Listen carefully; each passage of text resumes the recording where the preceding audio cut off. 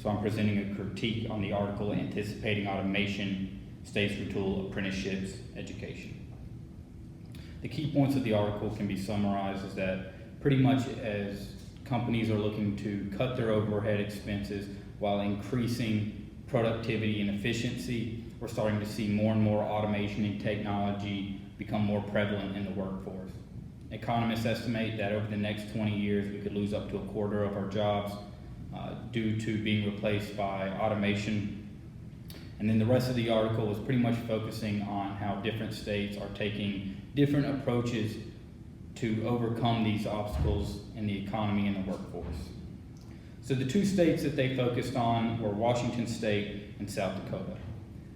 Washington State, which already has a very big tech industry in the state, especially around Seattle, decided that they were going to start a computer programming apprenticeship, which at the time it was the very first of its kind. South Dakota, on the other hand, decided that they were going to create hybrid programs giving apprenticeships, paid-in apprenticeships to high school students. And what I really liked about this is it showed the diversity of the programs that were being initiated across two different states with two different economies.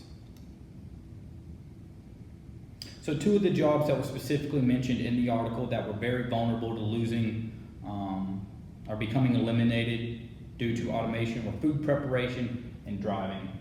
And as you can see from this graph, food preparation is at the very top with almost 65% chance of automation taking over, while driving comes in fourth at looks about 57 to 58% risk of replacement due to automation.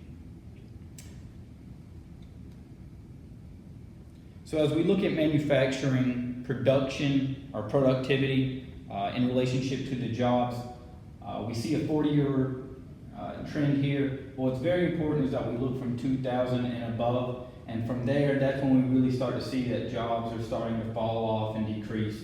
We're seeing an overall trend of 20%, about 20% increase in production with almost about 5% reduction in manufacturing jobs.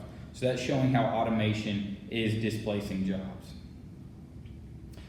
So this last graph just pretty much shows how the U.S. stands in comparison to the rest of the globe when it comes to automation.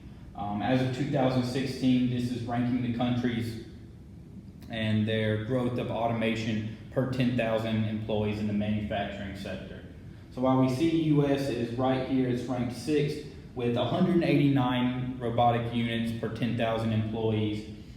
Very far off the leader right now, which is South Korea, and they're ranking first with 631. So it's not just a national initiative with automation, it's very much global.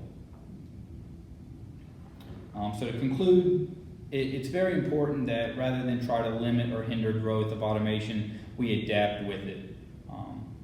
I really like how we were able to point out in this article how two different states are taking, like I said, very diverse paths to get there, and they're almost tailoring these programs and apprenticeships to what they specifically need in their own economies, their own state and local economies. And it's very important that, like I said,